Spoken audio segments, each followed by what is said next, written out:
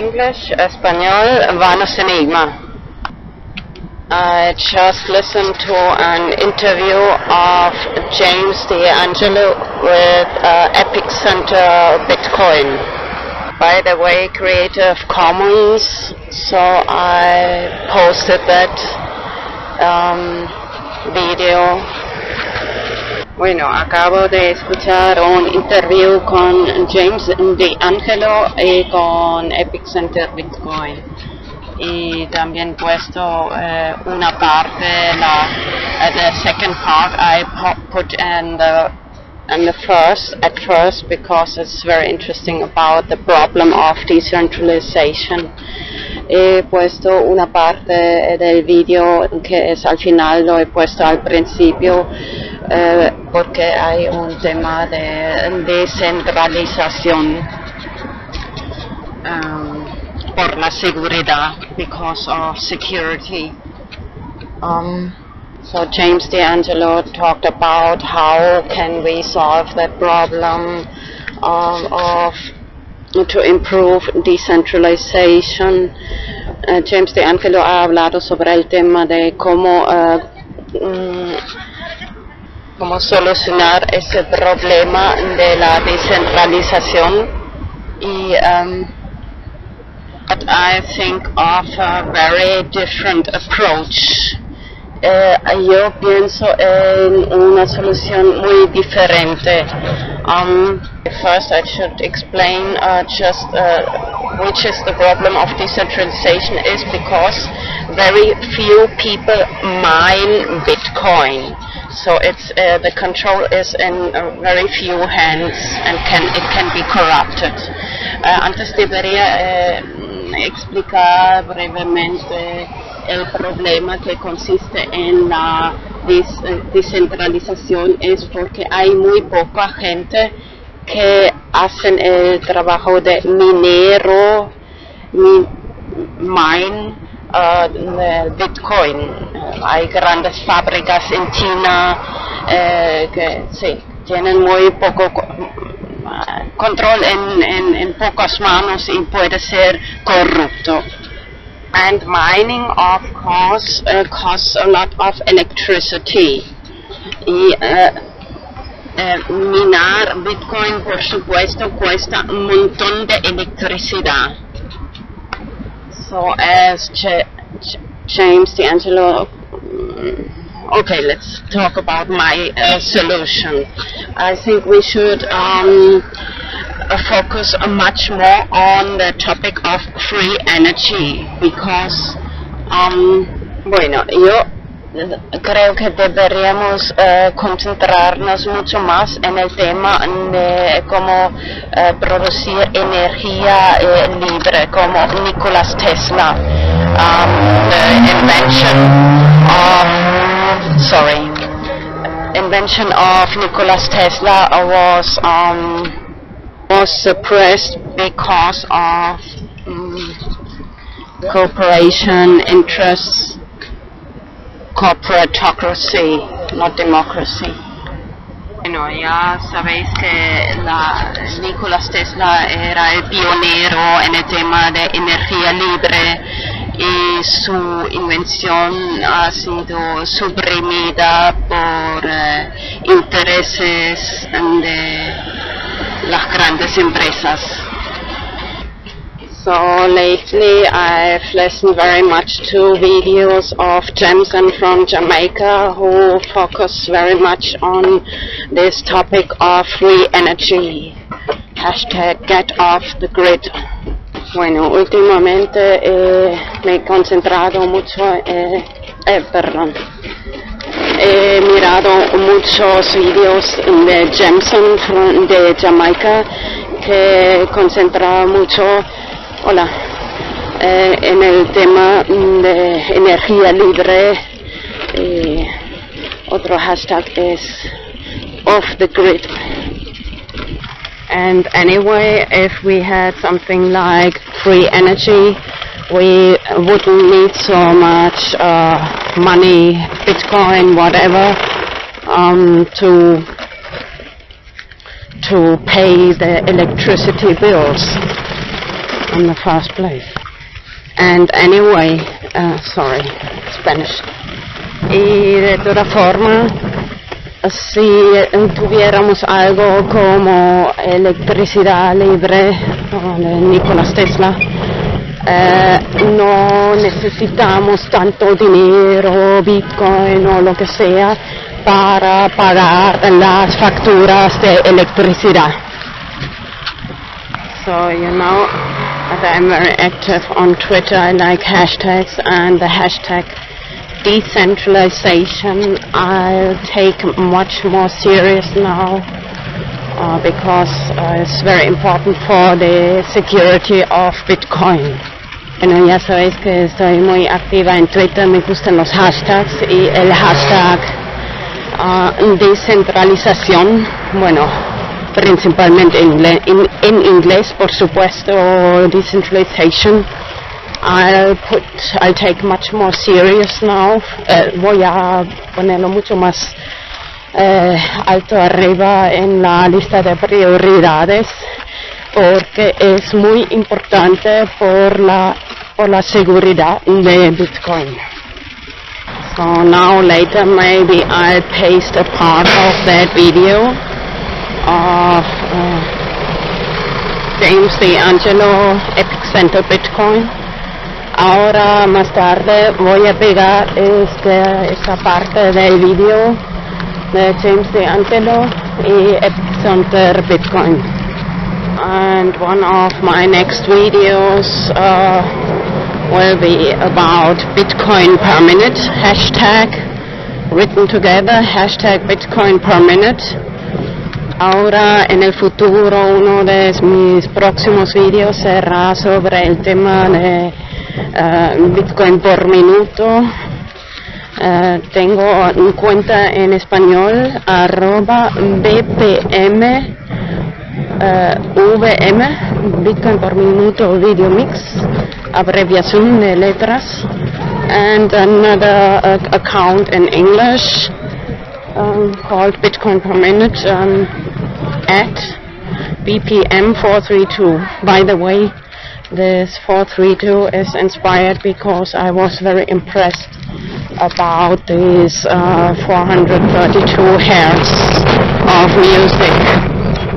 And in relation to the topic of this decentralization, I have some more Twitter accounts like Sharing is Caring and Bitcoin Meetup. Welcome, of course. Okay, this a problem of decentralization might sound a little negative, but I should mention something even more negative. Bueno, ese tema de problema de descentralización puede sonar un poco negativo, pero debería mencionar algo todavía más negativo. Y que, so lately I have heard very much about alchemy, gold, so that the biggest secret of alchemy is that materials can be converted in gold or whatever you want to produce. So we should really focus much more in cryptocurrency and Bitcoin, because our state money should be backed by gold, which anybody can be fake. So, bueno, a traducir. Bueno, últimamente he oído mucho sobre el tema de alquimia. El secreto más grande es que materiales pueden ser convertidos, especialmente el oro se puede producir. Así que por esta razón deberíamos concentrar mucho más en criptomonedas como Bitcoin, porque ¿qué nos vale el dinero del Estado si está respaldado por el puto oro, que no, de todas formas no imprimen mucho más dinero que hay oro detrás del dinero. Anyway, they print much more money than gold is back. That anyway, this is so we must, in spite of this problem of decentralization, security, we have to focus on cryptocurrency.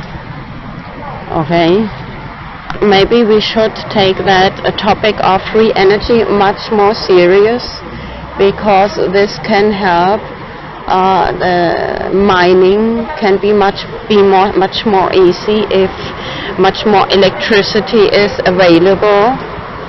Así que concentrarnos mucho más en el tema de energía libre, porque así tenemos mucho más electricidad y así podemos minar Bitcoin.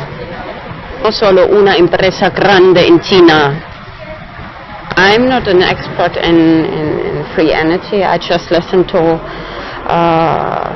several videos, especially of Jameson from Jamaica, and yo no soy una experta en energía libre, solo he escuchado muchos videos de Jameson, Jamaica, and he explained that the best way to produce this free energy is among some neighbors, that some neighbors, some blocks of houses, they put themselves together, of course, independently of the state, in small groups.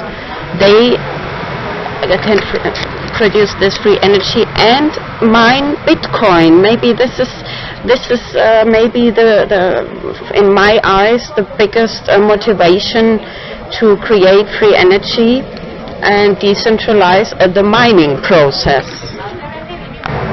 Bueno, según Jameson, la manera mejor para producir esta energía libre es que unos vecinos se ponen juntos, por supuesto independiente del Estado, y posiblemente la mayor motivación por mí sería para minar Bitcoin, para tener suficiente energía, electricidad para independientemente minar Bitcoin. And another hashtag which is similar to decentralization is hashtag P2P, which means peer-to-peer. Bueno, en español casi es. Un hashtag muy similar es P2P, que es abreviación por, bueno, no sé, creo que solo en inglés es peer-to-peer. Y, bueno, hashtag descentralización. You know that I focus very much on the hashtags, and if you go in my last section of YouTube, you see all my Twitter accounts, and I like to explore different hashtags in these different Twitter accounts. Bueno, repito que ya en mi última sección de YouTube ahí tengo la lista de todas mis cuentas en Twitter, y me gusta mucho explorar los diferentes hashtags y a través de estos diferentes Twitter cuentas de Twitter, que me caigo en inglés. Another important topic in relation with free energy, I think, is magnetism. Otro tema importante en relación de energía libre es el tema del magnetismo. Remember North Pole and South Pole? Recuerda Polo Norte, Polo Sur. But in my opinion, if you have been following on my YouTube channel, I have produced many videos about this hashtag I invented, Let's Talk FE. Pero el tema, si me ha seguido en mi canal de YouTube los últimos meses, he creado un hashtag Let's Talk FE para hablar sobre ese tema secreto de Tierra plana, flat Earth. And I just mentioned this North Pole and South Pole. In my opinion, there's just one magnetic center, which is we call North Pole magnetic center. If you look at the map of United Nations, but they don't depict Antarctica, which is the outer edge of that circle. Bueno, el polo norte, en mi opinión, se llama el centro magnético. Si miras el mapa de ONU, ves el polo norte en el medio y alrededor han dejado, no enseñan Antártida, que es el límite alrededor. You know that Admiral Byrd and Nazis and so on made many expeditions to Antarctica. Ya sabes que Admiral Byrd hizo muchas expediciones a Antártida. Nazis y you know, the Antarctic Treaty, they prohibit people at least to fly over Antarctica because they discovered something. Prohíben de volar sobre el, entre comillas, continente de Antártida. Porque en ese tiempo,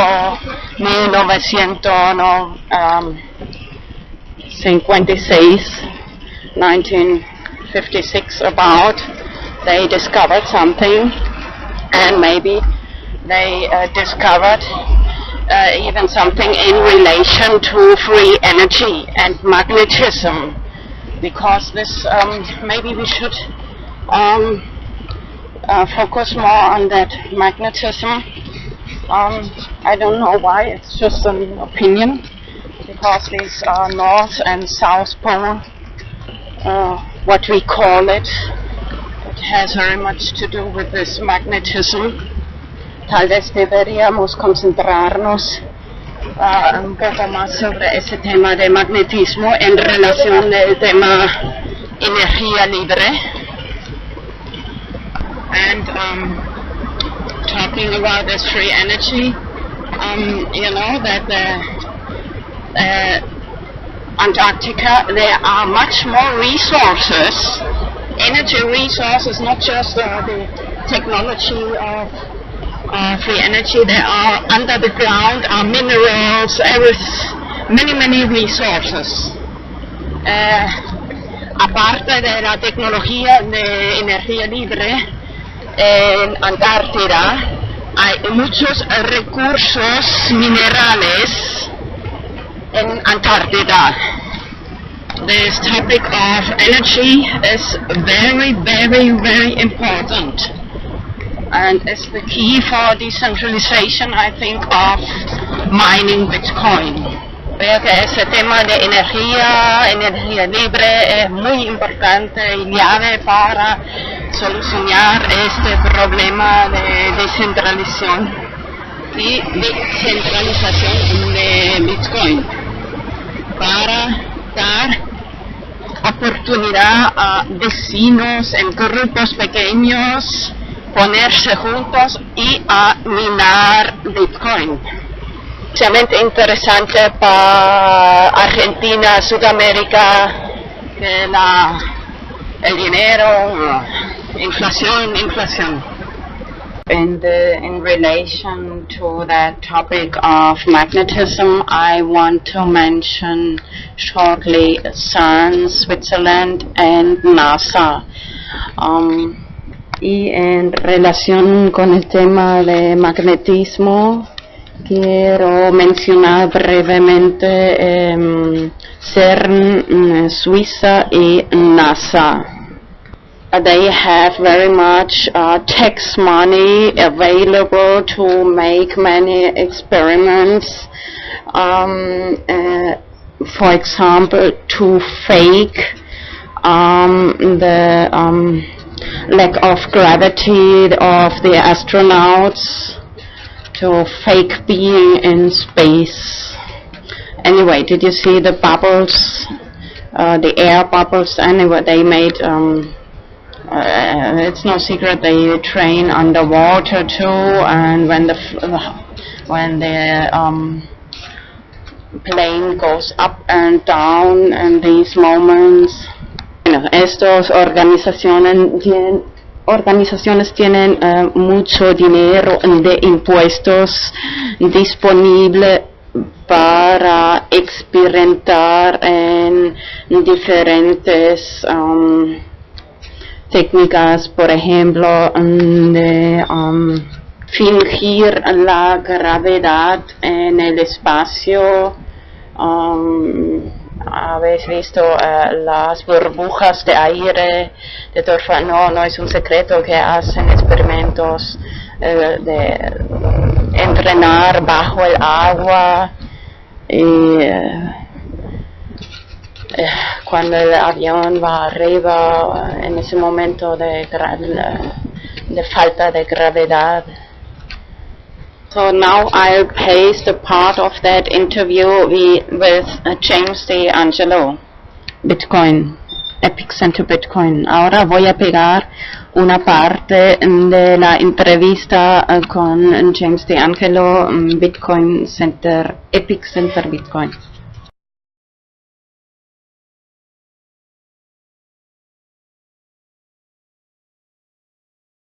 Bitcoin. So you mentioned before when you heard about Bitcoin, you got so fascinated, and then you had this fascination also for the philosophy, the ideas behind it.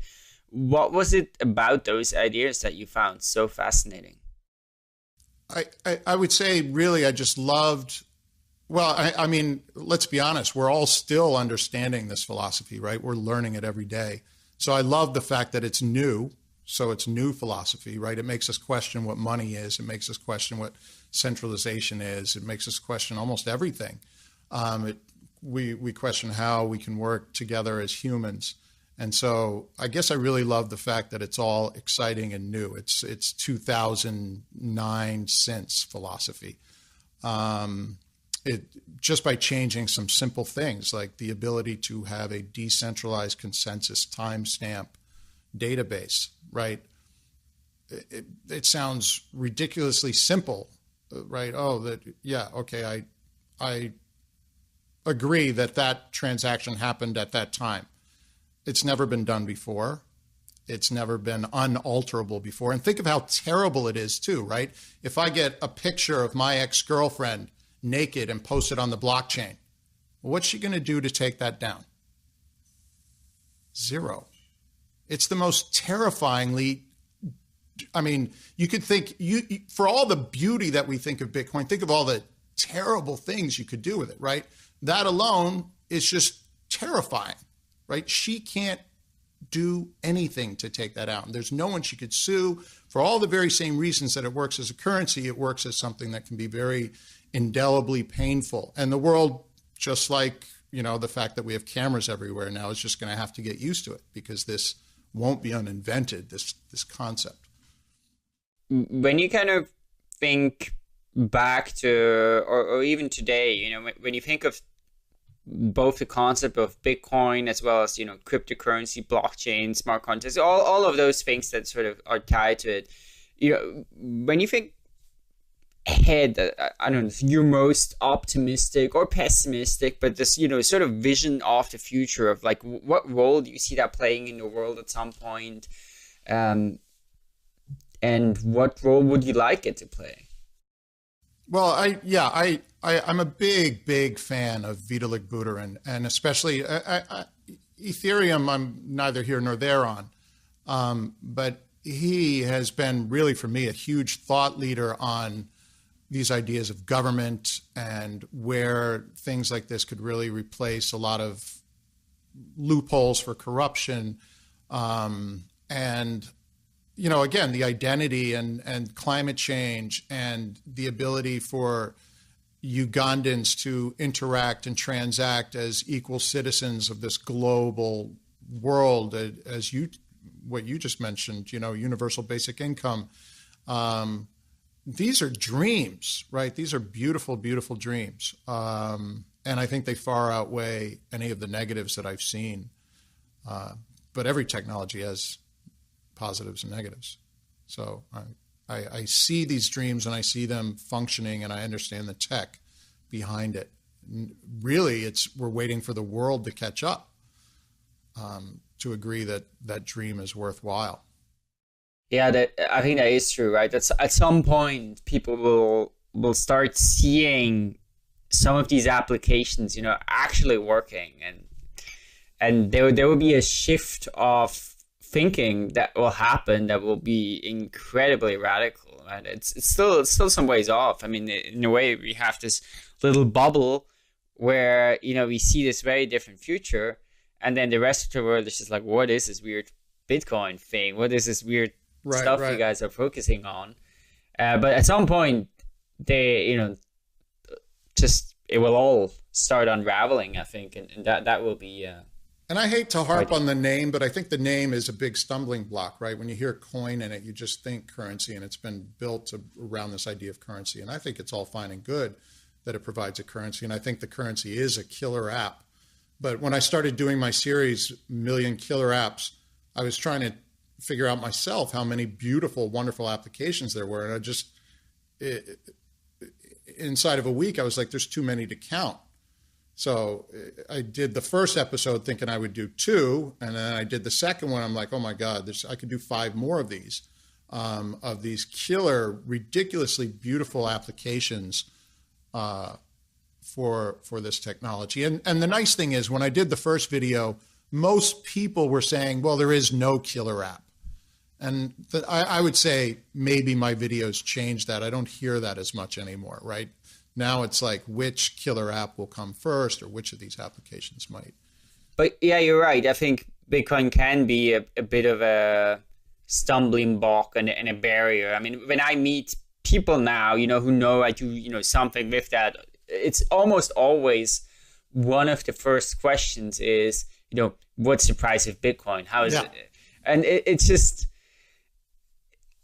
I also think that actually Bitcoin as a currency is a killer app. It's awesome, but it's just one tiny part of all the things that are possible. And even with Bitcoin as a currency, you know, to reduce it to a price is just sort of misses the point. But even with, we can talk about this perhaps a bit later, but the shift of attention from Bitcoin to blockchain in the media and startups and everything, we've talked about this before. Even with this shift, even when you're talking about blockchain, you still have to enter the conversation with Bitcoin. Just at lunch this afternoon, someone asked me, you know, what I was working on, and then, you know, I'm talking about Stratum, and, you know, we're building blockchain solutions.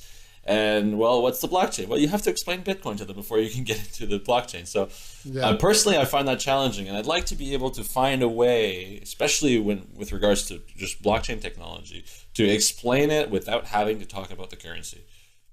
Yeah. And it's a bit like saying, well, you know, here's an engine and we're just going to ignore fuel.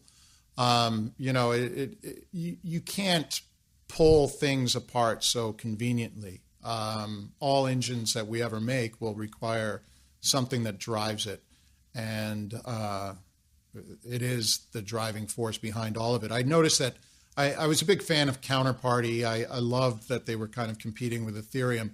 And they've basically been pulled off of all the Reddit moderators take Counterparty off because it developed its own little currency inside of Counterparty. But Counterparty is still essentially based on Bitcoin, right? It's built on top of it. It's built, you can't use Counterparty without using Bitcoin. And it's not even clear if the moderators understand the real idiocy of that, right? If Counterparty does well, Bitcoin does well. It's inseparable. And I think they just were smoking their Ethereum crack there, being afraid that it was a competitive blockchain. And it's really not. It's built, you have to have it. So it's an essential ingredient. Today's magic word is noses. N-O-S-E-S. Head over to letstalkbitcoin.com to sign in, enter the magic word, and claim your part of the listener reward.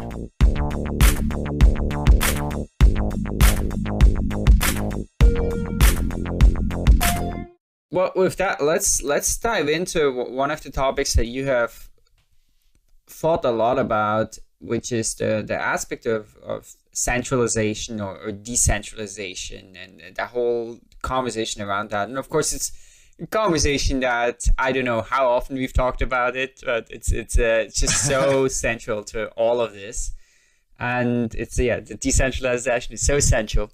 So to get started with that, how do you think about decentralization, and what do you think we should focus on? Like, what's a good metric to even say Bitcoin is, for example, decentralized or not decentralized? Well, yeah, I mean, I think we're jumping in almost at the deep end, but I'll try and roll with that. Bitcoin's number one proposal, the number one thing that it's offering that's different, is a decentralized consensus. That is its selling point. If you don't have that, there is absolutely nothing. The fact that you get a currency out of that is really wonderful, right? So you have a decentralized consensus. So all these different miners are, we don't know where they are coming to agreement that the transaction took place. If it was centralized in any way, someone could show up at that centralized area, point a gun to their head and say, reverse that transaction for that coffee I just bought. The whole beauty of it is we don't know where that person is who just validated that transaction. Now, there's other beautiful things. We incentivize that person to mine that transaction and all that. But really, if there's only one value proposal that Bitcoin's offered to the world that's changed the game, the novelty of Bitcoin is decentralized consensus. So if we prioritize at all away from that, we are prioritizing away from Bitcoin. We are prioritizing away from the ability to maintain a currency. The moment transactions are reversed by any centralized authority, the price, which everyone seems to care about, goes to zero. So Bitcoin as a framework dies. Now, we could all think of really tragic places to have that centralization take place. So say, for example, all of a sudden, all the centralization was taking place by some corrupt dictator in some corrupt country, and he owned all the mining. I would suspect that most people would stop calling Bitcoin a decentralized consensus, and they would all be bailing out pretty quickly. So centralization and decentralization are the main ingredients. If you talk Bitcoin, you have to talk those terms very clearly. The trouble is we have built mining in such a way that it's anonymous. So if I wanted today to go out and buy some mining hardware and jump on the network without a name, I can.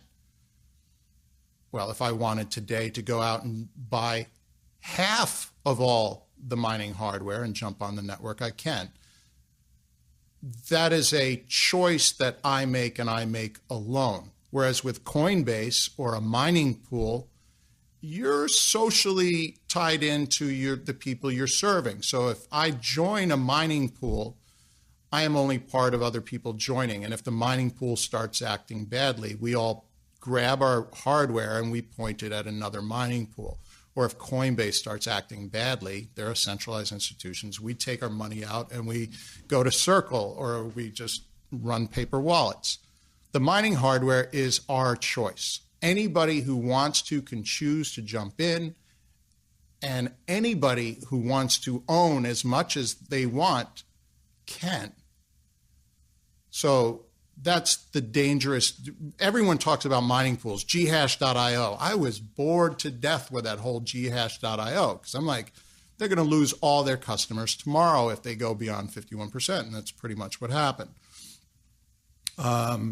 You know, the whole idea of Coinbase, people are worried about Coinbase. It just bores me. I'm not concerned about that. The community's too active and too passionate to let that happen. The trouble is in 2013, I don't know, did you guys mine ever? Were you ever mining? No. In 2013 at the meetups. About 5 minutes on my CPU. But yeah. At the meetups, everybody mined. My nephew, who was 11, mined. You wouldn't mine. Why wouldn't you mine? It was just too fun, right? You buy the little USB thing in, you slap it in, and you've got Bitcoin. Okay, I did have one of those actually. Oh, you did have one of those. Did you yeah, actually USB make anything? one, yeah. Yeah. But it was like $20 as a joke. It wasn't like to actually, you know. Right. And even the price of those was varying dramatically, right? People didn't even know how to speculate on those because of the new ASICs coming out. And I remember selling them for way more than I bought them. So I made more money selling the hardware than actually mining.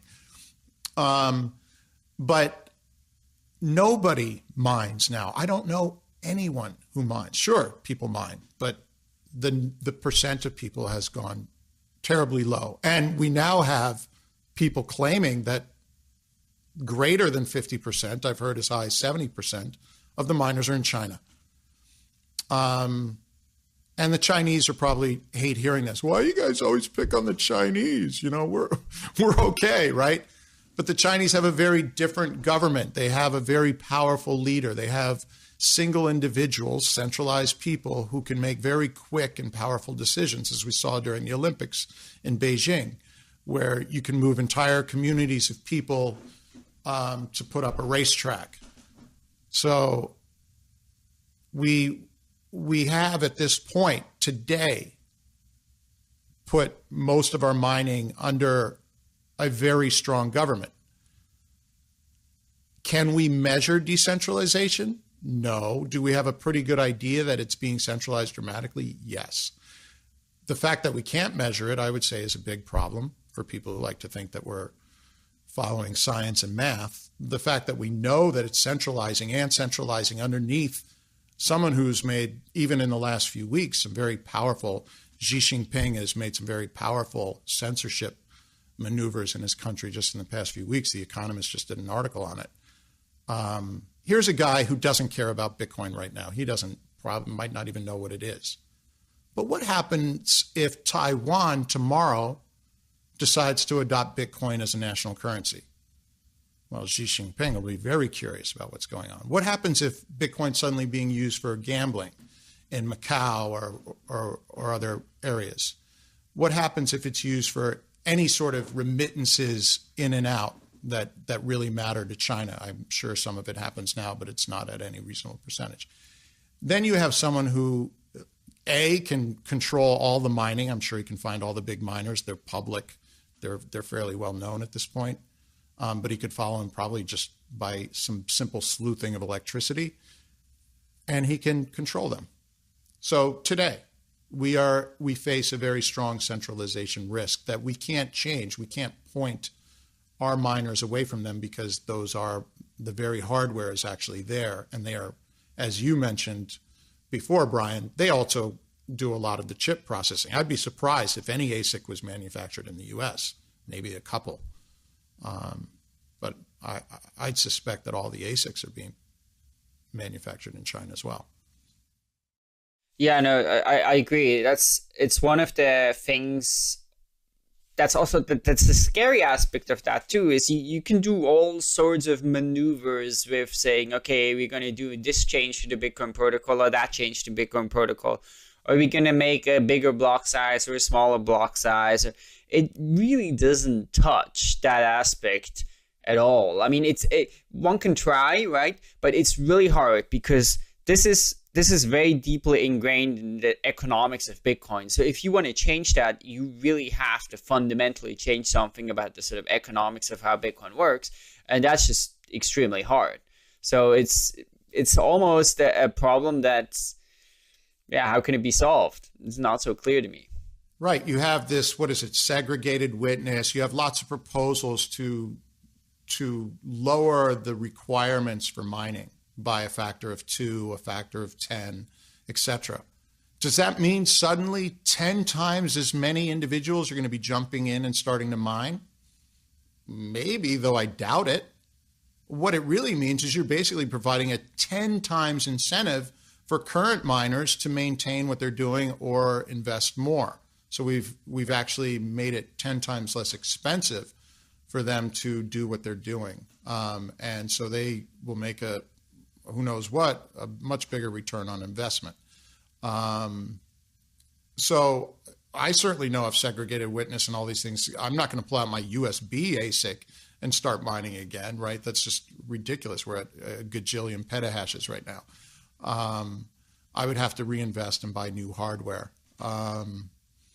So I don't see that day, the dream day that everyone's talking about from Gavin, Peter Todd on down, is that we're going to somehow write the technology such that it's going to be 2013 again when you go to the meetup and everyone's talking about mining. And I don't think anything based on history of economies of scale suggests that that's going to happen. So it's a dream. It's a pipe dream. It's a false dream. Yeah, I mean, one could imagine some things, right? So let's say, because the issue is you have some centralization pressures, right? So first of all, there's the latency thing with mining makes it a lot more attractive to be a big miner, right? You have a clear advantage in terms of, your block doesn't get orphaned. So that's a problem. But if we, for example, talked about Bitcoin NG, that would solve that, right? So you could do that, and that would at least solve the latency problem. And then, of course, you still have the thing with the hardware and the cost of hardware and the economies of scale there. But if you did do a proof of work algorithm where you can't really build an ASIC for it, or it's really inefficient to build an ASIC for it, but everybody has sort of a spare resource to use, like spare computational cycles, then those economics could actually change to make it just economically unattractive to build ASICs and build big mining farms. So it's possible. It's, of course, would require huge changes to Bitcoin, which isn't going to happen. I mean, if you can't even agree on barely anything, there's just absolutely zero possibility of that happening. And then you also start having other vulnerabilities, maybe with botnets and stuff. I don't know if that's so much of a concern. Probably not.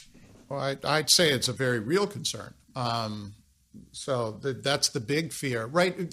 Keep in mind that when Bitcoin grew, it grew without predators, right? It was growing in this very beautiful space because no one saw any value in it. And so it was able to grow up without all this attention and massive hackers. And so botnets are the argument right now for coming up with an ASIC resistant algorithm. There's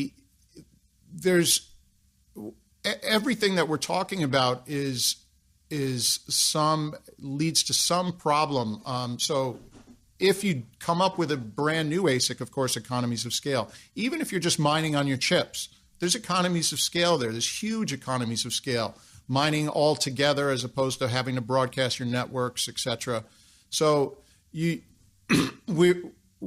love to think that those halcyon days of 2011 can be created by some hardware or software thing that we're going to go and kind of recreate that environment. But that environment will never be recreated, right? Because the innocence that existed there was essential to the growth of Bitcoin.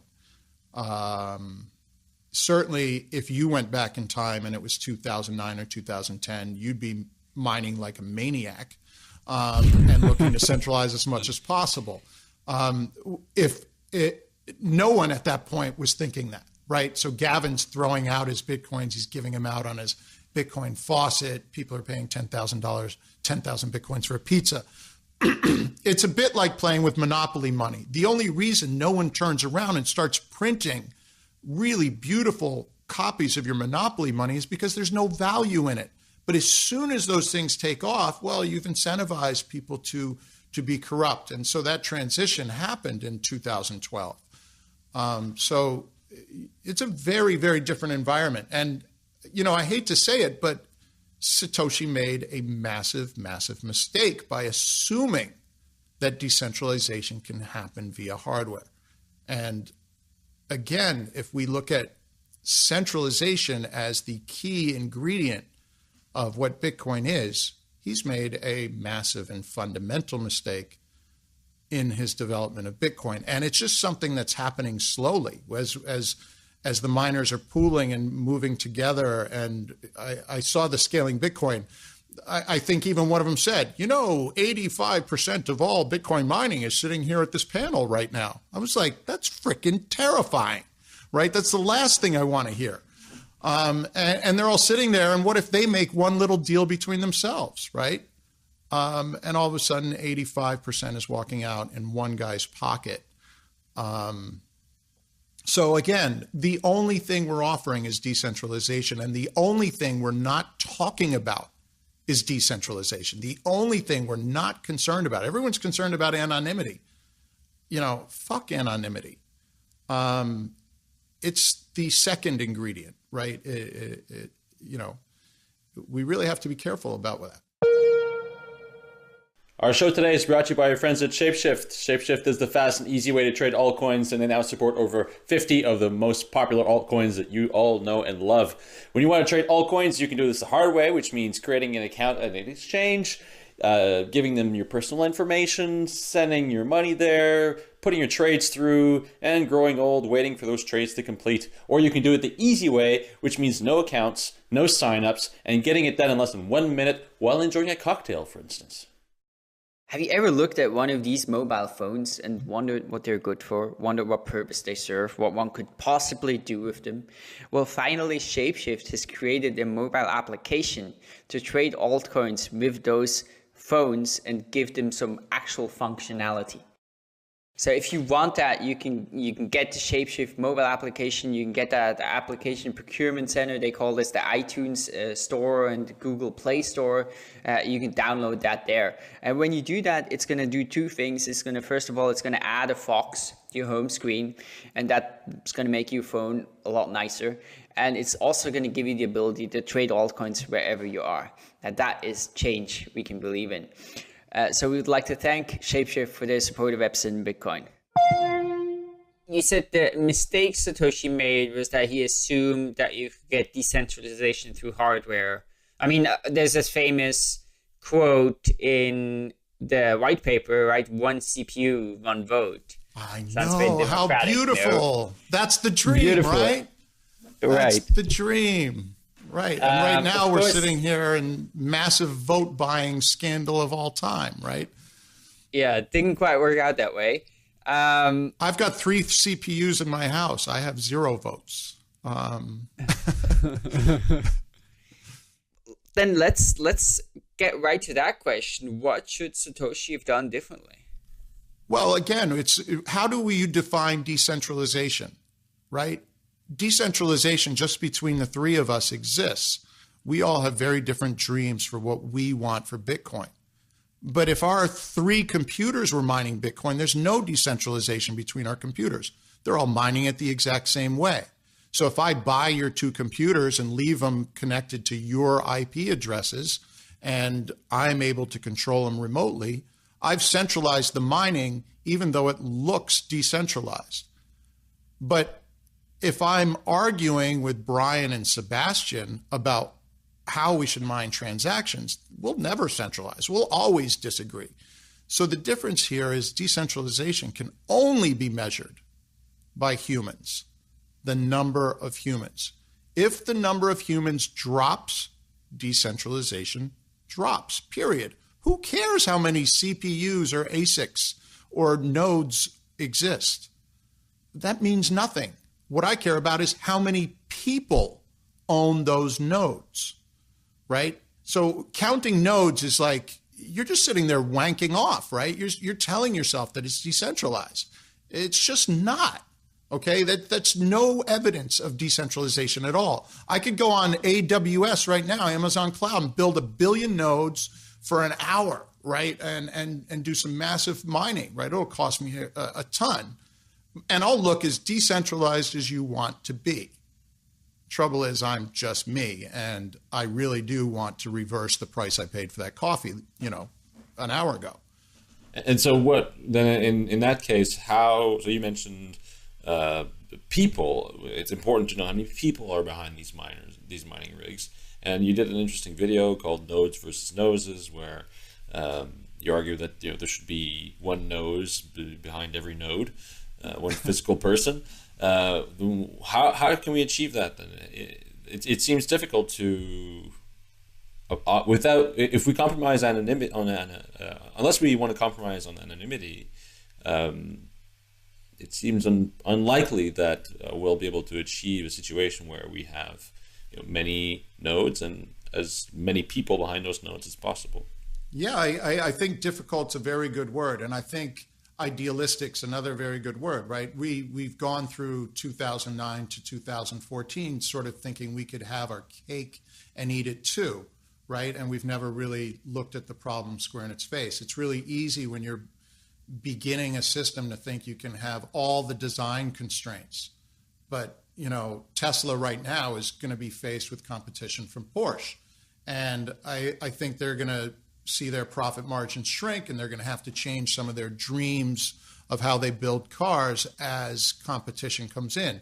We're seeing the same thing in Bitcoin, where we're going to have to sacrifice some of our design constraints to maintain the things that are essential to us.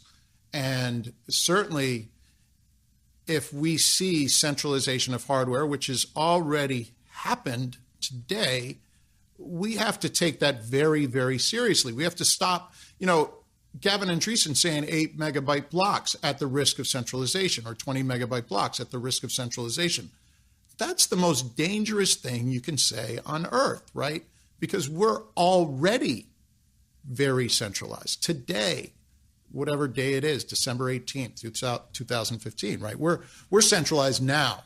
Anything that moves up, I'm like, when Peter Todd started saying I might be in for smaller blocks, I was like, yeah, let's kick this can down the road for a little bit. Let's keep it as decentralized as possible. I don't care about how much people are paying per transaction because it keeps the dream alive. People are like, oh, transactions should be cheap. Yeah, that's a great design constraint. Yeah, miners should be anonymous. Yeah, that's great too.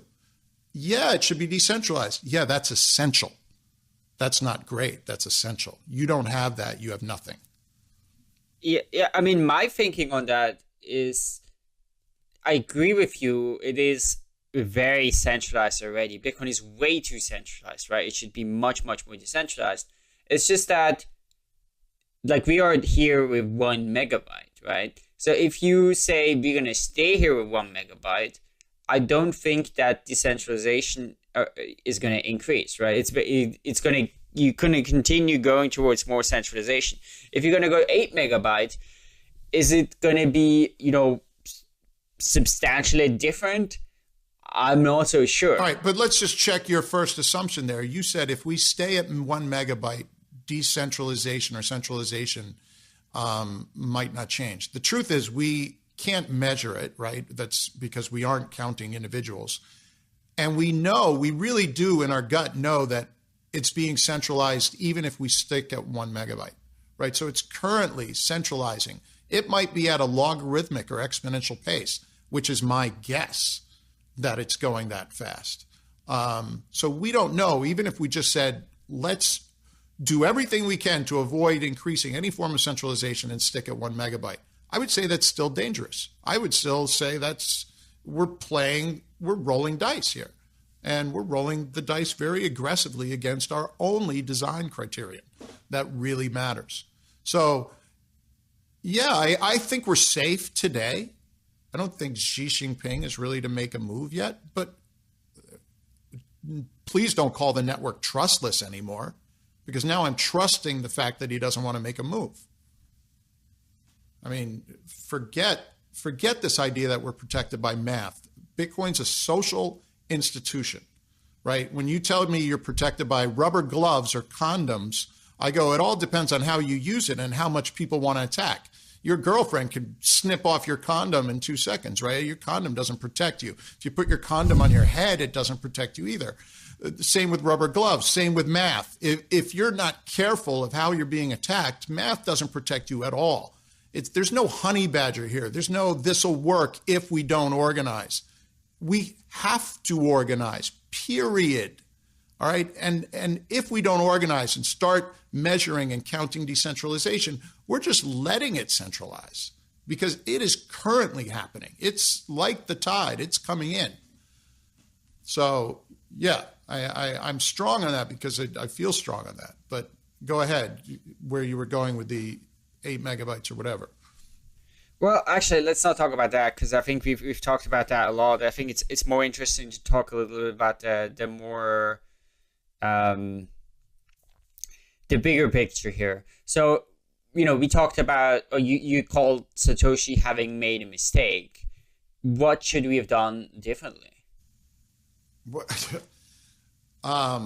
It's one thing to see a problem. It's another to offer like a solution that works. I think he's a genius. I think the dream he's offered us is the most beautiful dream I've bumped into in my life. But he did make a mistake. The one, I think you said it best, the one GPU, one vote has been compromised dramatically. And he's nowhere close to that being correct. Right. But if you say he's made a mistake, he definitely made a mistaken statement there. Like the statement turned out to be very wrong. No question about that. And that is a super significant thing that happened there. No question about that. But if you say, he made a mistake, sort of implies that, well, he could have done something better, right? So he could have made some different design choice at that stage that, maybe wouldn't have led to the situation we currently are in. I hear you. I hear what you're saying. I'm not always so sure that I can be that confident, right? It's one thing to say someone made a mistake when they're designing a spacecraft to go to light speed. And it's another to come up with the solution to make sure you go to light speed. It's not clear that a decentralized consensus is anything still but a dream today. So we have it. It's working so far, but the turkey on Thanksgiving morning said everything's working so far. And then the farmer comes in after treating it so nicely all its life and hacks off its head. Everything's working so far is a terrible measure of a system. And it was what was yelled at me when I first presented this idea in the green room of a conference by someone who's working heavily on scaling Bitcoin, right? It's working so far, don't mess with it. And I'm like, that's a strange measure of a system. And you can see people who are very invested in scaling being very invested in making sure that Bitcoin is scaled through hardware or software because they're building these projects. Now, if my axiom's correct, and as I say, an axiom can be torn asunder by just one tiny little fact. So all I need is one little fact to prove it's not. If my axiom's correct, which is that decentralization and anonymity are incompatible. So you can't prove one, you can't prove both. You can only establish one or the other. So if you are looking for decentralization, then you really do need to sacrifice the anonymity of miners. And I would say a lot of the miners are sacrificed currently. We know who they are, but that's not what I'm talking about, is the ability to choose their identity in some way as well, right? So say Xi Jinping was mining everything and we knew who he was. So identity doesn't help us there. It just terrifies us.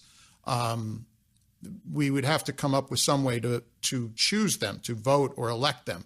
Now, this is where every Bitcoiner is probably going to want to shoot me, and I might have to watch my head, is we really have to understand that it's now a social network that we're building, and the only way to build it would be maybe to look at some systems that have kind of sucked, which have been, Congress of the United States or something like that, where we actually vote for a percentage of miners. Now, I could see leaving 49% of the network is proof of work.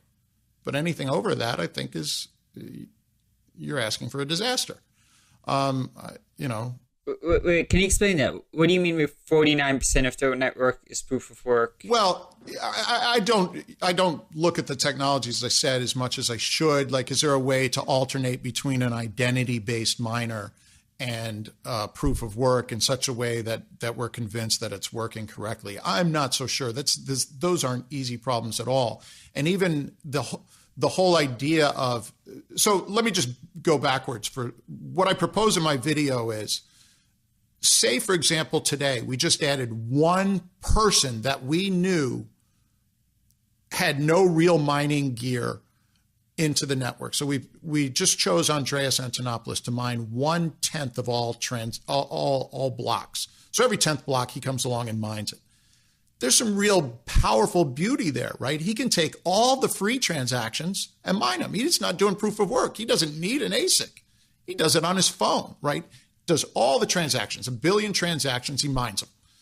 And then the very next block, you'd hand back to proof of work. Of course, it would take him a little bit longer to go through and validate those transactions, and they'd mine forward.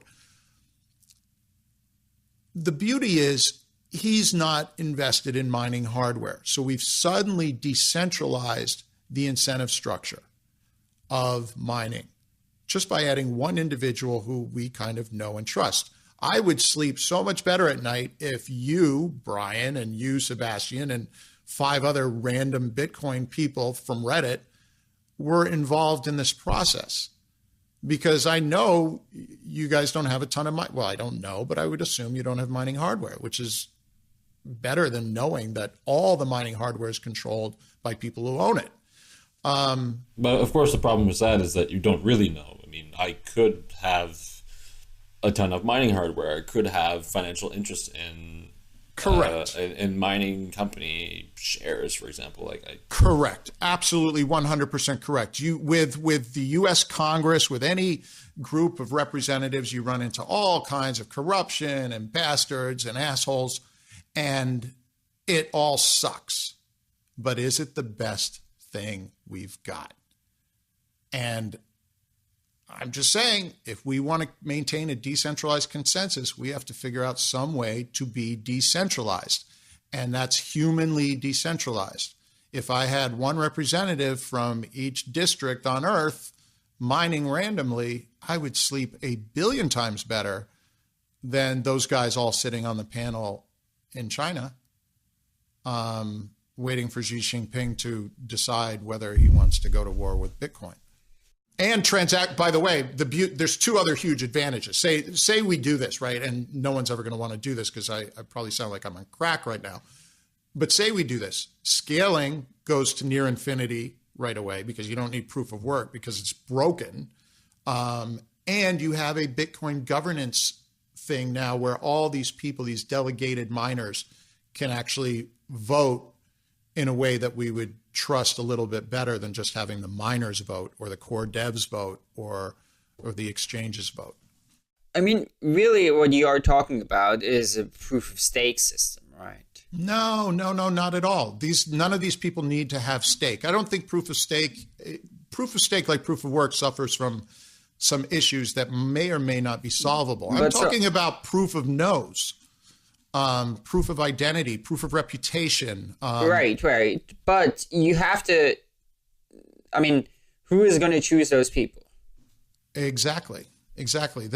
These are all the choices why would I offer a solution, right? How are we going to vote for these people? Well, am I going to be able to vote with your private key, right? Right. And then you have a proof of stake sort of thing where, all of a sudden Roger Ver gets all the votes. Or Satoshi gets half the votes. There's certainly a lot of things wrong with that system. Of course, maybe even better would be if you had the identity system. You could say just every human can vote, right? Like just vote on who gets to. That would be preferable to Roger Ver having 500,000 votes. And I agree with the latter as opposed to also because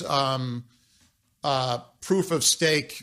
Everything I've seen about it leads to some intrinsic problems as well. Until we accept that there's a social construct problem here. You know, we're playing games. I mean, there's a bit of a high school mentality of Bitcoin, as you probably seen. You know, it's like, yeah, honey badger, right? And it's like, is anyone really measuring decentralization? When someone says decentralized consensus, has anyone ever provided data? There's been no data on that, period, right? We have no data on that. So we're all playing games because we've taken over some world economy and it's worth, you know, $5 billion or whatever it's worth. But I think there's something much more beautiful here. I'm very passionate about Bitcoin, and you know, talking about this is obviously no fun for me either. I didn't like thinking of it. You know, I told my wife when I spoke at the conference, I go, this might be my last Bitcoin conference because I'll be shot. It didn't make me happy. But it's a reality that it needs to be considered and measured. So I'm not going to say the solution is vote for 1,000 people, though I think that's probably the way that's the way in my mind right now that makes the most sense. I would say the solution needs to be thought about by some people who are a lot smarter than me. But we are now aware of the problem. But if the solution is 1,000 people, we've solved a lot of Bitcoin problems right there. You know, we can scale to Visa levels tomorrow. So there's some nice silver lining. There's no way to scale using any of the scaling solutions unless maybe Lightning Network, you know, but then I don't know, you know, I look at Lightning Network a little bit like Counterparty. You're building something above and beyond. I mean, I agree with you on some points, but I guess there's sort of two sides, right? I think on the one hand, this is sort of a actual idea, right? It's like sort of a half-baked idea that has, in terms of a lot of details that you sort of, you know, gloss over. And oh yeah, you're absolutely right about that. It's not even a tenth baked. Right. I think when you think about you know, a truly decentralized, you know, resilient currency, because or distributed system, you know, whatever it is used for, whether currency or smart contracts or whatnot, it's pretty clear to me right now. You know, Bitcoin, you know, it sort of works as advertised, more or less. I mean, at least it's not being, even though it's not particularly decentralized, it's not being abused, because, you know, we would sort of see that. But it's not resilient. I think you totally pointed that out correctly, right? You could have the Chinese government go in there and take over. Or I think there's just a variety of points. So you could have those 85% that were there sitting on the same table and having, you know, dinner together in some private room afterwards, come up with all kinds of schemes. And of course, if, you know, let's say the US government or some government said like, okay, well, we have a problem with this Bitcoin thing. Well, you know, they know those guys, right? That were like announced the 85%. And I mean, the US government doesn't have a very hard time taking people out, right? So that would be, you know, there's no way they could protect themselves. So it's not resilient. It's like clearly not resilient. And if there is a strong interest to sort of go after Bitcoin, you know, organizations could, governments could, right? So you obviously would need to decentralize it. And then I think you do need to deal with the economic problems, right? These economic incentives that are there for centralization. And I think those are just... They will always be there. Why do we have antitrust laws? I mean, people who make bread in their houses all the time. People used to make beer in their houses all the time. Everything on earth has been centralized. The big article came out recently. Oh, YouTube videos, all the most watched ones are now corporations. Right? We thought we had this big decentralized thing, but, you know, half the views now are big companies. Centralization happens in everything. In Europe, you have antitrust laws. Why do we set up laws to prevent monopolies?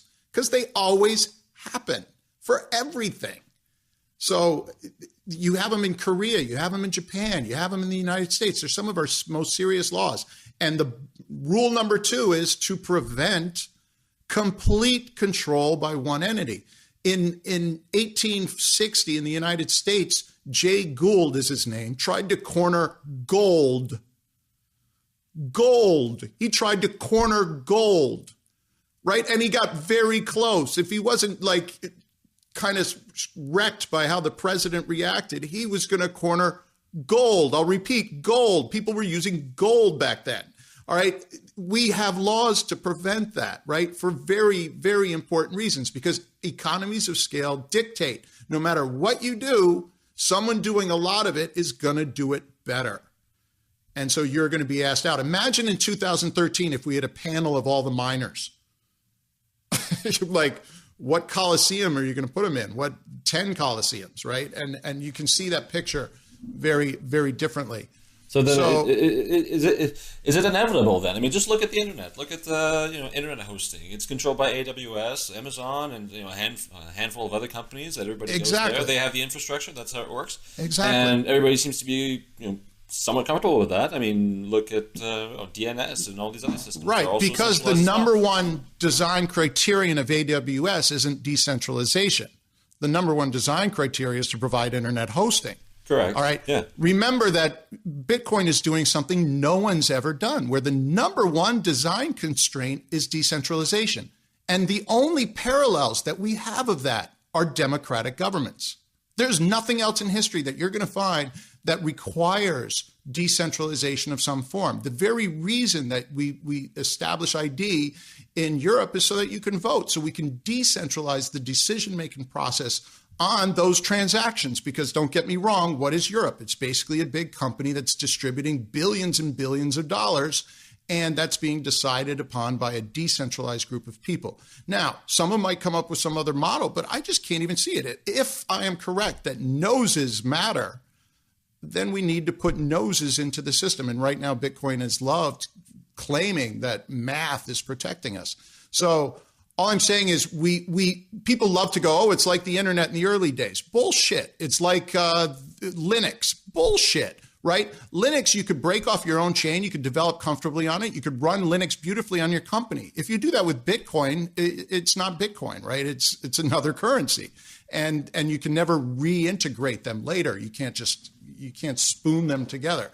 So just one last sentence. So that one design criterion, decentralized, makes it something that's never existed before. Is the implication of what you're saying now that this will only be ever achievable when we have figured out identity? So we can say, you, James, you have one vote, not more than one vote. And, you can vote on, for example, who are those representatives? Well, I hear you. Yes, if we want it. So what is the definition of maximally decentralized? That's very easy to define. It's 7.3 billion individual people voting, right? That is maximum.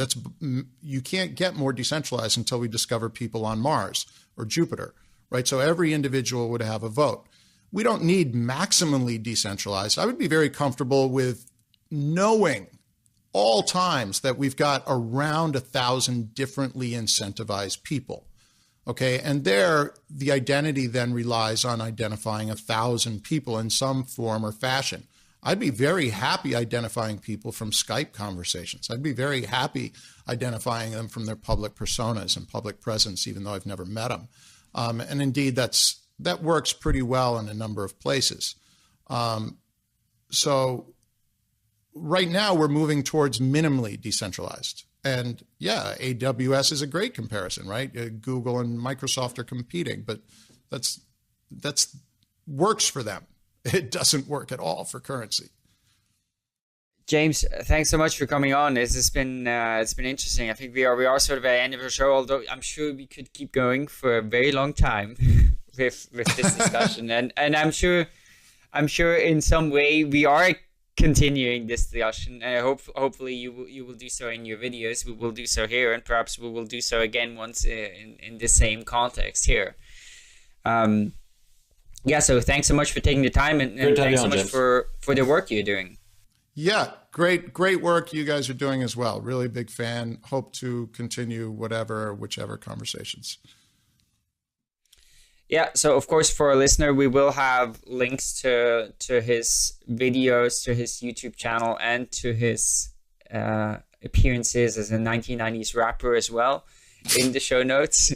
And so, yeah, thanks so much for listening. So Epicenter Bitcoin is part of the LTB network. So, of course, you can find our show, and you can also find lots of other great shows on letstalkbitcoin.com. And we put out episodes every Monday. So you can, of course, subscribe to it on, on your podcast app, or you can also watch the videos on YouTube. And that's on youtube.com/epicenterbtc. And yeah, if you're a loyal listener, we're still doing the t-shirt contest. Basically, leave us a review, send us an email, and we'll send you a t-shirt.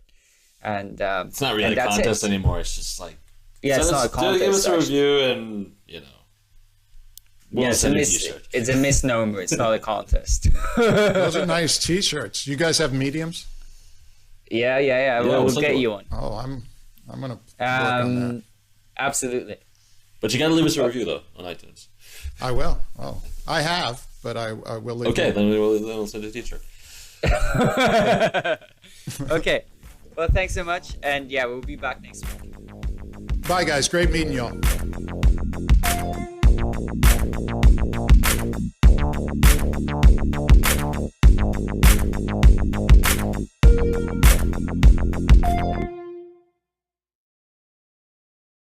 Der hat auch viele Videos über Bitcoin gemacht und sein Name ist James D'Angelo. Interview mit Epicenter Bitcoin und ja, teilweise. Jedenfalls der halt über ein Problem in Bitcoin gesprochen, und zwar, das ist die Decentralization, die Dezentralisation, wie sagt man in Deutschen vielleicht, ich weiß. Ja, jedenfalls, jetzt früher war es ganz einfach zu Mining, also die Bitcoins herzustellen am eigenen Computer, ja, aber mit der Zeit wird es jetzt immer schwieriger, das ist halt in den Code eingebaut, ja, und er hat halt da Lösungsvorschläge von da zu wählen, manche, die halt, dass es mehr verteilt wird halt, ja, weil wenn zu viel Macht in manchen Händen ist, dann werden es korrupt, das sieht man ja besonders bei den Politikern, nicht wahr? Und aber denke mehr in der, und ist natürlich, ja, da ist noch was, er hat halt das so Lösungsvorschlag, ja, dass durch Wahlen Leute auswählen, dass es mehr verteilt wird, aber ich denke, das ist nicht die beste Lösung. Ich denke, es ist besser, genauso wie ich ja die letzte Zeit viele Videos von diesem Jamson angehört habe, und zwar das Thema Free Energy, ja, weil das Mining, das Hauptproblem ist einfach, weil es sehr viel Elektrizität kostet, nicht wahr? Und wenn Nikola Tesla, weiß ja, wurde unterdrückt, die Erfindung, wegen den Kooperationeninteressen. Und wenn einfach viel mehr Elektrizität verfügbar wäre, könnte jeder oder sich Nachbarn zusammentun und gemeinsam Bitcoin Mining, nicht wahr? Ja, nee, aber das Thema, ja, sicher, ist immer Problem mit Nachbarn, sicher.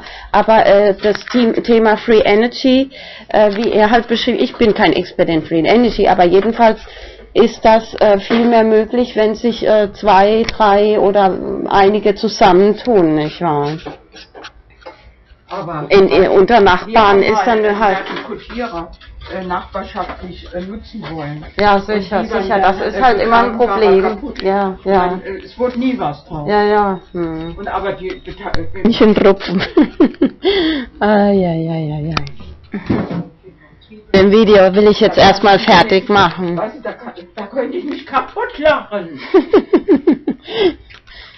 Tut mir leid, wenn ich Nachbarn höre. Ja, sicher. Das ist Oder die Familie.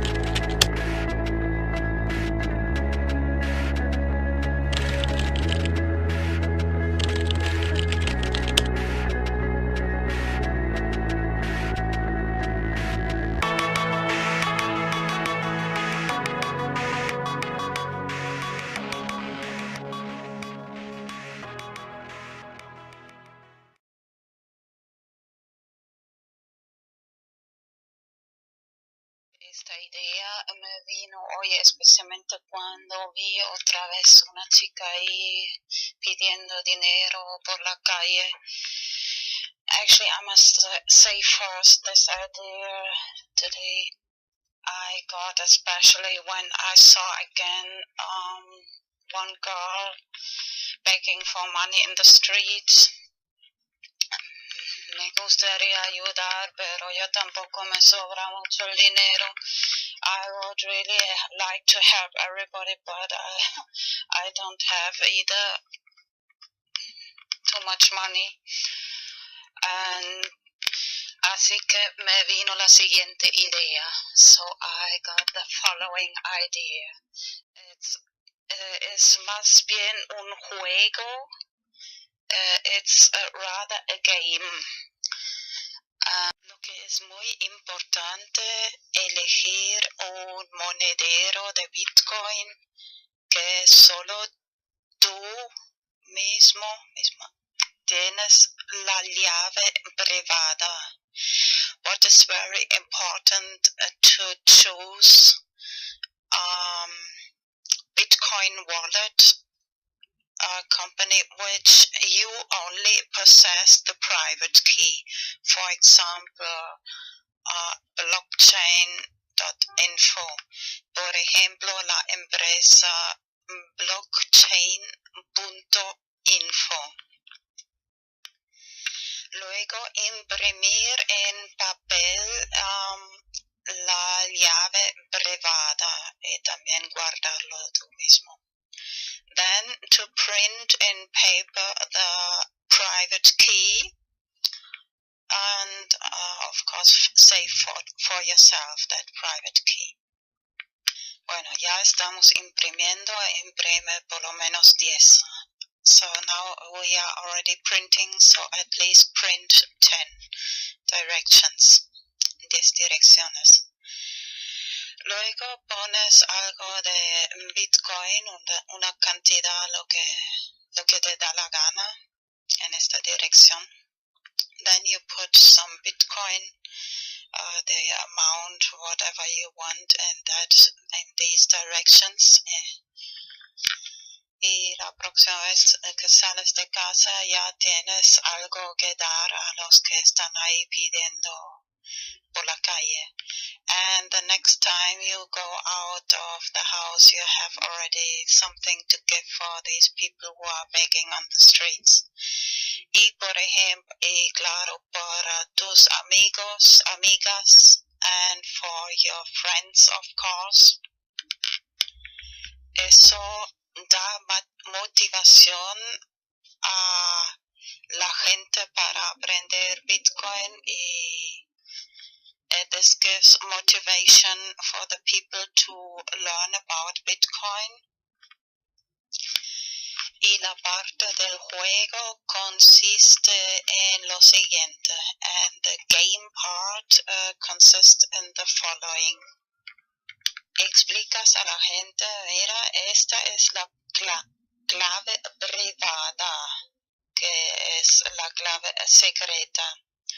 You explain to the people, look, this is the private key, which must be secret. And you have it, and me, and explicas, esa persona y yo mismo la tiene. Y antes pensaba en 5 años, pero luego cambié un poco de idea de hasta 4 años. First I thought of 5 years, but then I changed my opinion to 4 years, later explain.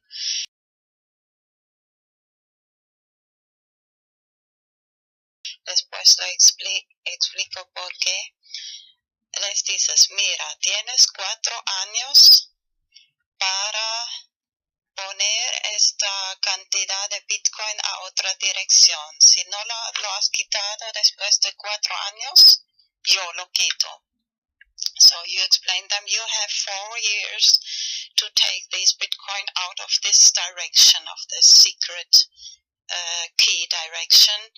If you don't do it, I do it after these 4 years, so you lose this. It's this part of the game, es la parte del juego.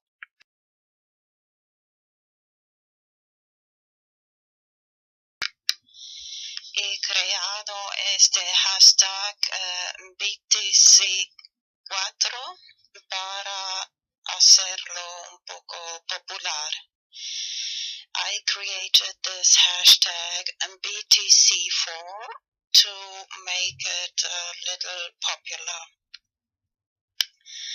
Antes pensaba en 5 años, pero luego cambié a 4 porque te has dado cuenta que en Los Simpson la gente tiene 4 dedos y solo Dios tiene 5 dedos. First, I thought of 5 years, but then I changed my mind to 4 years. Did you notice that in The Simpsons, people have 4 fingers and only God has 5 fingers? I'll show some pictures. Voy a enseñar algunas imágenes de Los Simpsons, de los manos y dedos de Simpsons. Some pictures of the hands and fingers of Simpsons. Pero antes quiero recordar que es muy probable que en también 4 o 5 en los próximos años el valor de Bitcoin puede subir mucho.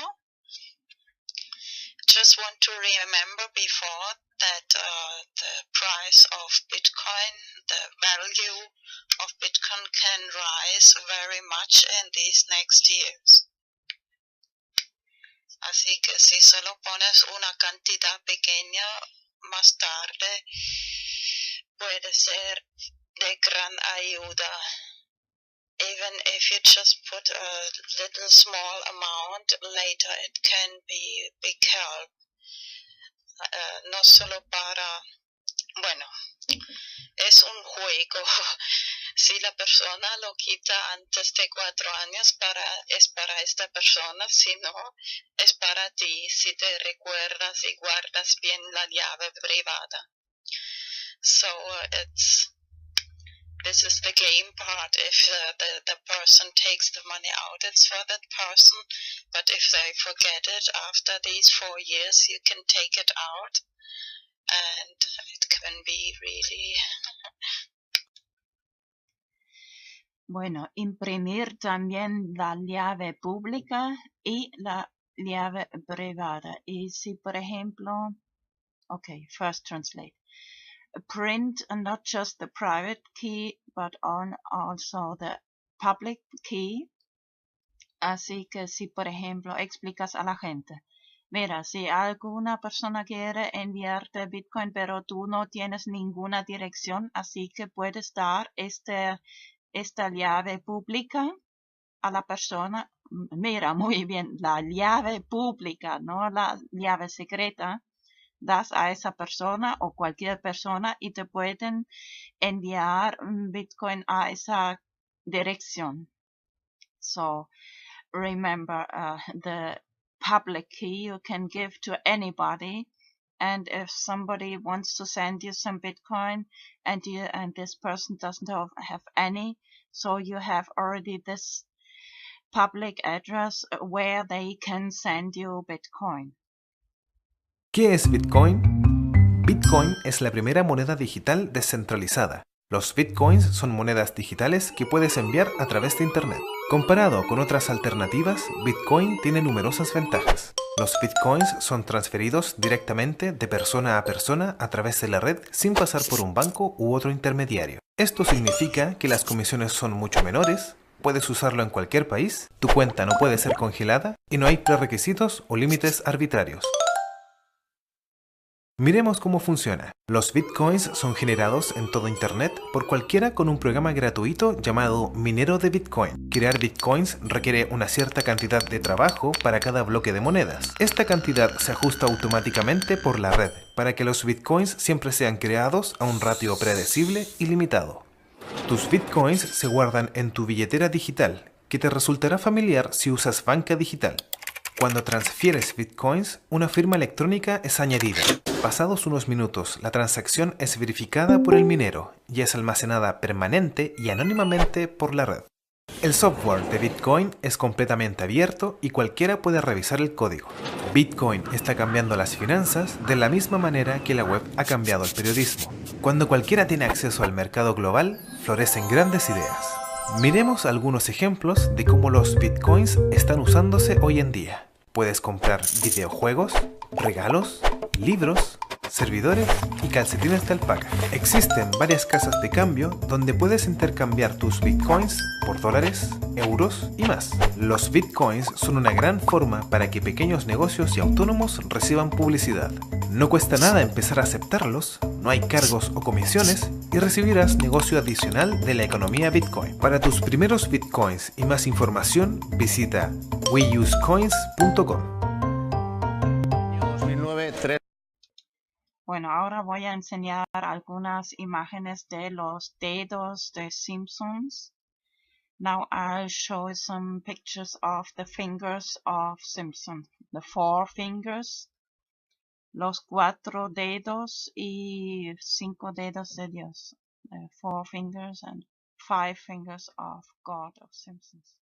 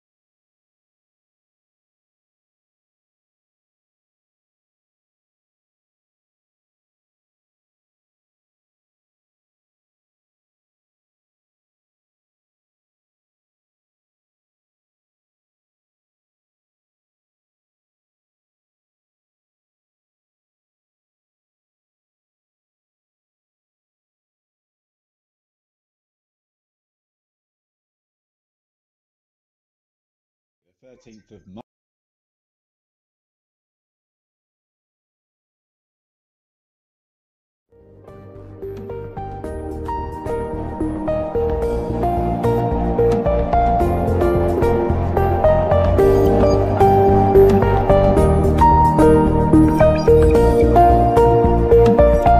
Español, English, Deutsch. Normalmente produzco solo vídeos en inglés y español. Normally I produce only videos in English and Spanish. Normalerweise produziere ich nur Videos en Englisch und Spanisch. Pero hoy voy a hacer otra excepción y traducirlo también en alemán. But today I make another exception and translate it into German too. Aber heute werde ich nochmal eine Ausnahme machen und es auch in Deutsch übersetzen. Ya algunas semanas tengo escrito en mi lista de tareas por hacer de traducir el video #BTC4. Now already some weeks ago I have written on my to-do list to translate the video BTC4, #BTC4. Schon seit ein paar Wochen habe ich auf meiner To-Do-Liste geschrieben, den Video BTC4 in Deutsch zu übersetzen. Estoy segura que esta idea puede ayudar a mucha gente económicamente. I'm sure that this can help many people economically. Ich bin sicher, dass diese Idee vielen Leuten finanziell helfen kann. Y da motivación para aprender Bitcoin. And give motivation to learn about Bitcoin. Und Motivation geben, über Bitcoin zu lernen. En este momento el precio de Bitcoin es muy bajo, económico. At the moment the price of Bitcoin is very low, economic. Im Moment ist der Preis von Bitcoin sehr tief. Sería el momento ideal para invertir. Hoy es el 15 de abril 2015. Would be the ideal moment to invest. Today is April 15th, 2015. Es wäre der ideale Moment zu investieren. Heute ist der 15. April 2015.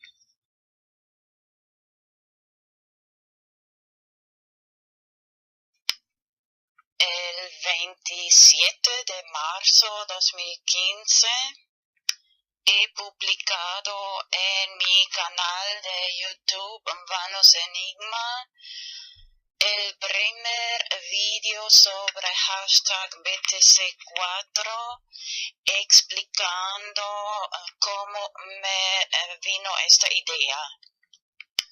On March 27th of 2015,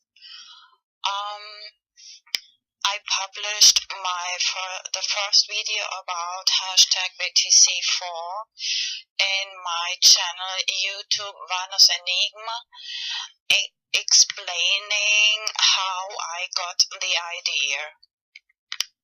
Am 27. März 2015 habe ich in meinem YouTube-Channel Vanos Enigma den ersten Video über Hashtag BTC4 veröffentlicht und erklärt, wie ich diese Idee bekommen habe. La idea consiste principalmente en lo siguiente. The idea mainly consists in the following.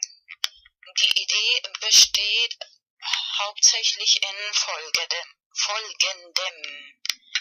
Imprimir direcciones de Bitcoin en papel, 10 o mínimo 10 o mejor 100.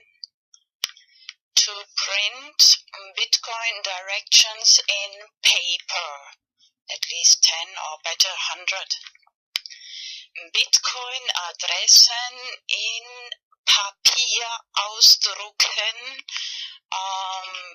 mínimo 10 oder besser gleich 100. Y luego poner en cada dirección de Bitcoin una pequeña cantidad de Bitcoin. And then put in every Bitcoin direction a little amount of Bitcoin. Und dann in jede Bitcoin-Adresse eine kleine Summe von Bitcoin transferieren. Y la próxima vez, cuando otra vez ves una persona por la calle pidiendo dinero, and the next time you see again a person begging for money on the street, und das nächste Mal, wenn du wieder eine Person auf der Straße betteln siehst, y para tus amigos y amigas, and for your friends of course, und für deine Freunde natürlich, o tal vez de propina en un restaurante, or maybe a tip in a restaurant, oder Trinkgeld im Restaurant.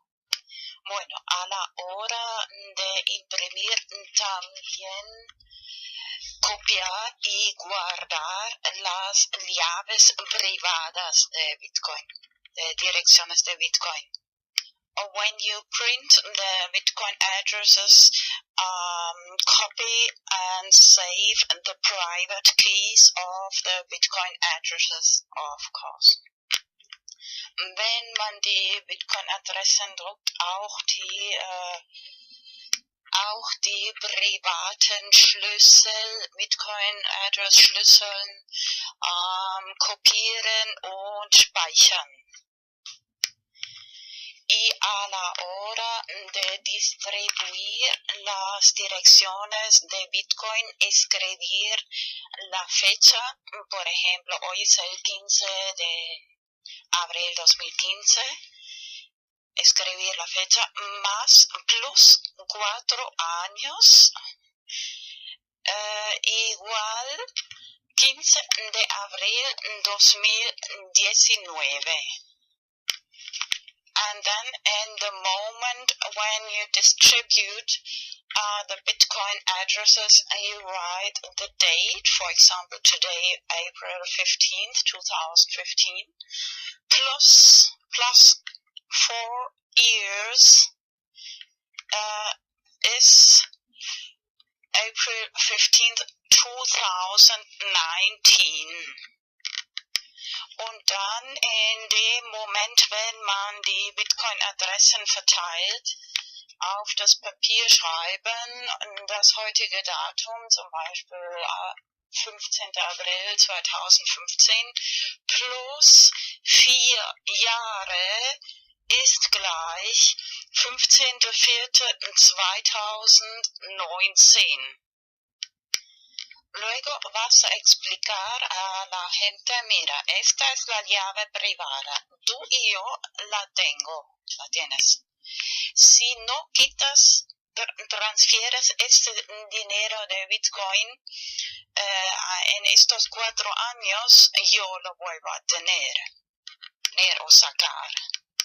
Then you explain to the people, look, this is the private key. I have it and you have it. If you don't take this money, Bitcoin, out of this account, I will take it out in these 4 years, at the end of these 4 years. Und dann erklärst du den Leuten, schau, das ist der private Schlüssel. Ich und du haben diesen privaten Schlüssel, Bitcoin-Schlüssel. Wenn du bis Ende dieser 4 Jahre das Geld Bitcoin nicht raustust, Transfer, dann hole ich es zurück. De esta forma das más motivación a la gente para empezar a aprender cómo funciona Bitcoin. This way you give more motivation to the people to learn how the technology of Bitcoin functions. Auf diese Weise gibst du mehr Motivation den Leuten zu lernen, wie die Technologie von Bitcoin funktioniert. En mi video antiguo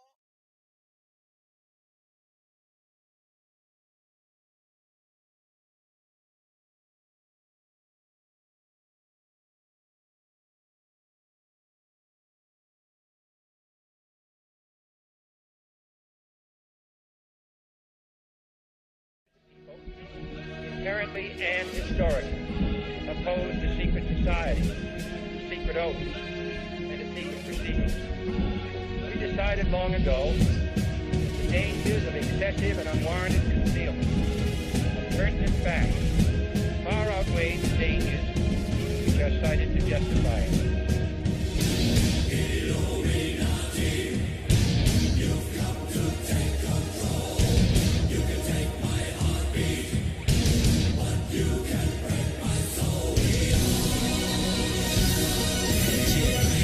Face the facts, join our hands, make a stand. It's time to gather plans, get the shot, take the chance. Till there is no one left, stay correct to the death. They can't ever break a freedom, we will never let it. The corrupt politics is killing the system. Cynicism is it, and it's everything that you witness. They tell you what to think, make you believe that they're the realness. They feed us full of lies, and yet we always forgive them. Huh? It's all conspiracy, and if you're feeding into it, you're the puppet. The government's pulling strings from above you. It's time for the introduction to truth, and let's start a movement. We've all been brainwashed. They believe that we all are stupid. We believe in what we see and whatever our ears are hearing. But if you look close, listen, gather your own opinion, you'll understand all the lies, lines, and what's between them. This word is not your oyster. This word is a fucking prison. Come on.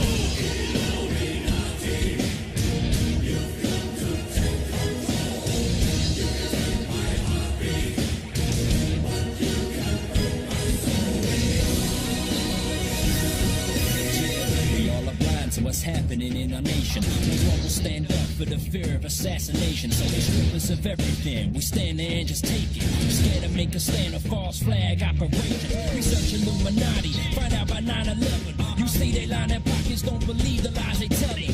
Find and seek the truth, realize we need to do whatever it is we can to protect our livelihood. It's time for us to prove whether conspiracy or not. They owe some explanations to the questions that we got. What are the skull and bones? What is lying beneath all these secretive meats? Got you lying between your teeth. What's with the Bilderberg and burning your effigies? I'm praying to Lucifer. How Satanist can you be? While all of the time praying you believing in the peace just to keep up appearances within Christianity. Come on.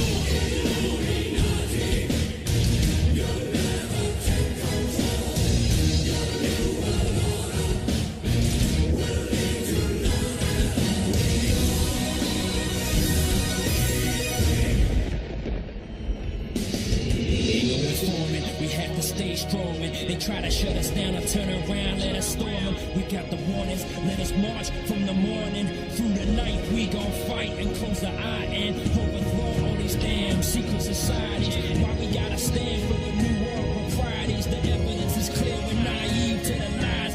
Illuminati wolves killing sheep in the night. When will we learn? When will we see what is right underneath all our eyes? This whole time realize we've been deceived, and they're trying to deplete us. They brainwashed our minds, may our souls stay free from corruption. Never trust them, let them get ahead. Even if we chant a march to the very end, nevertheless, let them know we will never rest. Till I bid in my P2P, not the head. Come on. You'll never take control. Your new world order will lead to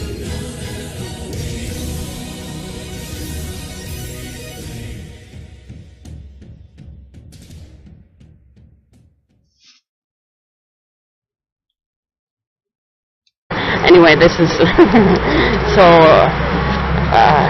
we must, in spite of this problem of decentralization, security, we have to focus on cryptocurrency. Okay, maybe we should take that topic of free energy much more serious, because this can help. The mining can be much more easy if much more electricity is available. Así que concentrarnos mucho más en el tema de energía libre, porque así tenemos mucho más electricidad y así podemos minar Bitcoin. No solo una empresa grande en China. I'm not an expert in free energy. I just listen to several videos, especially of Jameson from Jamaica. And yo no soy una experta en energía libre. Solo he escuchado muchos videos de Jameson, Jamaica. And he explained that the best way to produce this free energy is among some neighbors. That some neighbors, some blocks of houses, they put themselves together, of course, independently of the state. In small groups, they can produce this free energy and mine Bitcoin. Maybe this is this is maybe in my eyes, the biggest motivation to create free energy and decentralize the mining process. Bueno, según Jameson, la manera mejor para producir esta energía libre es que unos vecinos se ponen juntos, por supuesto independiente del Estado, y posiblemente la mayor motivación por mí sería para minar Bitcoin, para tener suficiente energía, electricidad para independientemente minar Bitcoin. And another hashtag which is similar to decentralization is hashtag P2P, which means peer-to-peer. Bueno, en español casi es. Un hashtag muy similar es P2P, que es abreviación por, bueno, no sé, creo que solo en inglés es peer-to-peer. Y, bueno, hashtag descentralización. Creo que deberíamos concentrarnos mucho más en el tema de cómo producir energía libre, como Nikola Tesla. The invention of Nikola Tesla was suppressed because of corporation interests. Corporatocracy, not democracy. Bueno, ya sabéis que Nikola Tesla era el pionero en el tema de energía libre y su invención ha sido suprimida por intereses de las grandes empresas. So lately I've listened very much to videos of Jameson from Jamaica who focus very much on this topic of free energy. Hashtag get off the grid. Bueno, últimamente me he concentrado mucho, he mirado muchos videos de Jameson de Jamaica que concentra mucho en el tema de energía libre. Otro hashtag es off the grid. And anyway, if we had something like free energy, we wouldn't need so much money, Bitcoin, whatever, to pay the electricity bills in the first place. And anyway, sorry, Spanish. Y de toda forma, si tuviéramos algo como electricidad libre de Nikola Tesla, no necesitamos tanto dinero, Bitcoin o lo que sea, para pagar las facturas de electricidad. So, you know, I'm very active on Twitter. I like hashtags, and the hashtag decentralization I'll take much more serious now because it's very important for the security of Bitcoin. Bueno, ya sabéis que estoy muy activa en Twitter, me gustan los hashtags y el hashtag descentralización, bueno, principalmente en inglés, por supuesto, decentralization. I'll take much more serious now. Voy a ponerlo mucho más alto arriba en la lista de prioridades porque es muy importante por la seguridad de Bitcoin. So now later maybe I'll paste a part of that video of James D'Angelo, Epicenter Bitcoin. Ahora más tarde, know that I focus very much on the hashtags, and if you go in my last section of YouTube, you see all my Twitter accounts, and I like to explore different hashtags in these different Twitter accounts.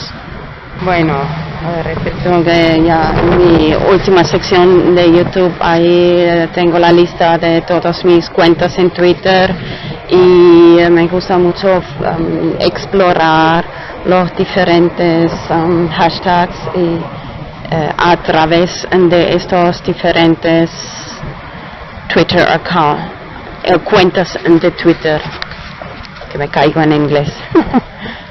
Another important topic in relation with free energy, I think, is magnetism. Otro tema importante en relación de energía libre es el tema del magnetismo. Remember North Pole and South Pole? Recuerda Polo Norte, Polo Sur. But in my opinion, if you have been following on my YouTube channel, I have produced many videos about this hashtag I invented, Let's Talk FE. Pero el tema, si me ha seguido en mi canal de YouTube los últimos meses, he creado un hashtag Let's Talk FE para hablar sobre ese tema secreto de tierra plana, flat earth. And I just mentioned this North Pole and South Pole. In my opinion, there's just one magnetic center, which is we call North Pole magnetic center. If you look at the map of United Nations, but they don't depict Antarctica, which is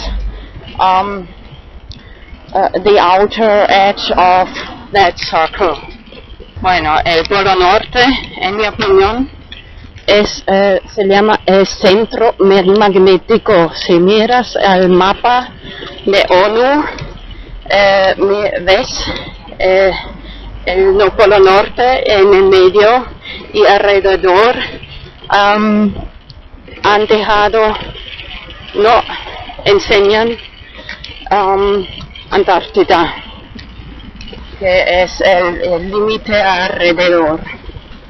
You know that Admiral Byrd and Nazis and so on made many expeditions to Antarctica. Ya sabes que Admiral Byrd hizo muchas expediciones a Antártida. Nazis y you know the Antarctic Treaty, they prohibit. Voy a pegar esta parte del video de James D'Angelo y Epicenter Bitcoin. And one of my next videos will be about Bitcoin per minute, hashtag written together, hashtag Bitcoin per minute. Ahora en el futuro uno de mis próximos vídeos será sobre el tema de Bitcoin por minuto. Tengo una cuenta en español @BPM VM, Bitcoin por minuto VideoMix, abreviación de letras, and another account in English called Bitcoin per minute at BPM 432. By the way, this 432 is inspired because I was very impressed about these 432 hertz of music. And in relation to the topic of decentralization, I have some more Twitter accounts like Sharing is Caring and Bitcoin Meetup. Welcome, of course. Okay, this a problem of decentralization might sound a little negative, but I should mention something even more negative. Bueno, ese tema de problema de descentralización puede sonar un poco negativo, pero debería mencionar algo todavía más negativo. Y que, so lately I have heard very much about alchemy, gold, so that the biggest secret of alchemy is that materials can be converted in gold or whatever you want to produce. So we should really focus much more in cryptocurrency and Bitcoin, because our state money should be backed by gold, which anybody can be fake. So, bueno, a traducir. Bueno, últimamente he oído mucho sobre el tema de alquimia. El secreto más grande es que materiales pueden ser convertidos, especialmente el oro se puede producir. Así que por esta razón deberíamos concentrar mucho más en criptomonedas como Bitcoin, porque ¿qué nos vale el dinero del Estado si está respaldado por el puto oro, que no, de toda forma no imprimen mucho más dinero que hay oro detrás del dinero. Anyway, they print much more money than gold is back.